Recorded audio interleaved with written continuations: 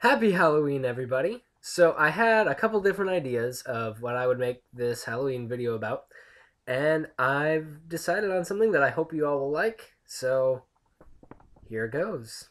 Once upon a midnight dreary, while I pondered, weak and weary, over many a quaint and curious volume of forgotten lore, while I nodded, nearly napping, suddenly there came a tapping, as of someone gently rapping on my chamber door. "'Tis some visitor," I muttered, tapping at my chamber door. Only this, and nothing more. Ah, distinctly I remember, it was the bleak December, and each separate dying ember wrought its ghost upon the floor. Eagerly I wished the morrow, vainly I had sought to borrow from my books surcease of sorrow, sorrow for the lost Lenore, for the rare and radiant maiden whom the angels name Lenore, nameless here forevermore. And the silken, sad, uncertain rustling of each purple curtain thrilled me, filled me with fantastic terrors never felt before. So that now, to still the beating of my heart, I stood repeating, "'Tis some visitor entreating entrance at my chamber door, some late visitor entreating entrance at my chamber door. This it is, and nothing more." Presently my soul grew stronger, hesitating then no longer.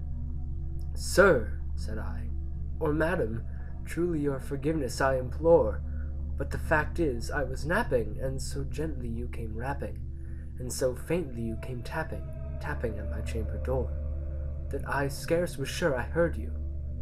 Here I opened wide the door.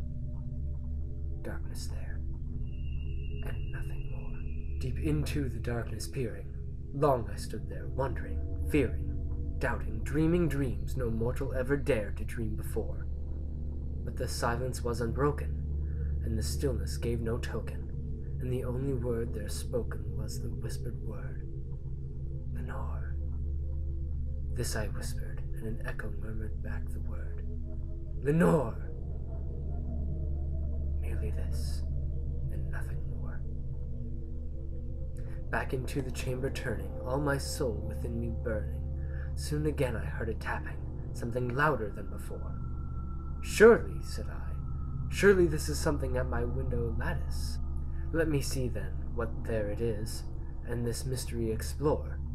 Let my heart be still a moment, and this mystery explore. 'Tis the wind, and nothing more." Open here I flung the shutter, when with many a flit and flutter, in there stepped a stately raven of the saintly days of yore. Not the least obeisance made he, not a minute stopped or stayed he, but with mine of lore or lady, perched above my chamber door, perched upon a bust of Pallas just above my chamber door, perched and sat, and nothing more. Then this ebony bird, beguiling my sad fancy into smiling, by the grave and stern decorum of the countenance it wore, "Through thy crest be shorn and shaven, thou," I said, "art sure no craven, ghastly, grim, and ancient raven, wandering from the nightly shore? Tell me what the lordly name is on the night's Plutonian shore." Quoth the raven, "Nevermore." Much I marveled this ungainly fowl to hear discourse so plainly, though its answer little meaning, little relevancy bore, for we cannot help agreeing that no living human being ever yet was blessed with seeing bird above his chamber door, bird or beast upon the sculpted bust above his chamber door, with such name as Nevermore. But the raven, sitting lonely on that placid bust, spoke only that one word, as if his soul in that one word he did outpour. Nothing further than he uttered, not a feather than he flustered, till I scarcely more than muttered, "Other friends have flown before, on the morrow he will leave me, as my hopes have flown before." Then the bird said, "Nevermore." Startled at the stillness broken by reply so aptly spoken, "Doubtless," said I, "what it utters is its only stock and store, caught from some unhappy master whom unmerciful disaster followed fast and followed faster, till his songs one burden bore, till the dirges of his hope that melancholy burden bore, of nevermore." but the raven still beguiling all my sad soul into smiling. Straight I wheel the cushioned seat in front of bird and bust and door. Then upon the velvet sinking, I betook myself to linking, fancy unto fancy, thinking what this ominous bird of yore, what this grim, ungainly, ghastly, gaunt, and ominous bird of yore meant in croaking nevermore. Thus I sat engaged in guessing, but no syllable expressing, to the fowl whose fiery eyes now burned into my bosom's core. This and more I sat divining, with my head at ease reclining, on the cushion's velvet lining that the lamplight gloated o'er, but whose velvet violet lining with the lamplight gloating o'er, she shall press, nevermore. Then methought the air grew denser, perfumed with an unseen censer, swung by seraphim whose footfalls tickled on the tufted floor. Wretch, I cried, thy God hath lent thee, by these angels he hath sent thee respite and nepenthe from thy memories of Lenore. Quaff, oh quaff this kind nepenthe, and forget this lost Lenore. Quoth the raven, nevermore.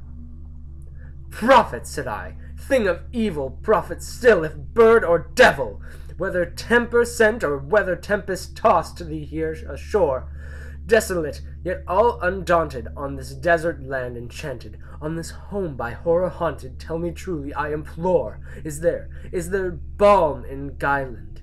Tell me, I implore. Quoth the raven, nevermore.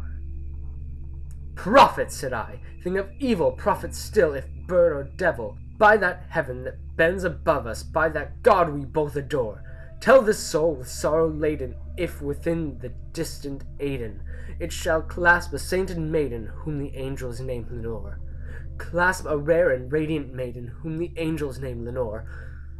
Quoth the raven, nevermore. Be that word our sign of parting, bird or fiend, I shrieked up, starting. Get thee back into the tempest of the night's Plutonian shore. Leave no black plume as a token of that lie thy soul hath spoken. Leave my loneliness unbroken. Quit the bust above my door. Take thy beak from out my heart, and take thy form from off my door. Quoth the raven, nevermore. And the raven, never flitting, still is sitting, on the pallid bust of Pallas, just above my chamber door, and his eyes have all the seeming of a demon's that is dreaming, and the lamplight o'er him streaming throws his shadows on the floor, and my soul from out that shadow that lies floating on the floor shall be lifted nevermore. Happy Halloween, everybody. Don't forget to be awesome.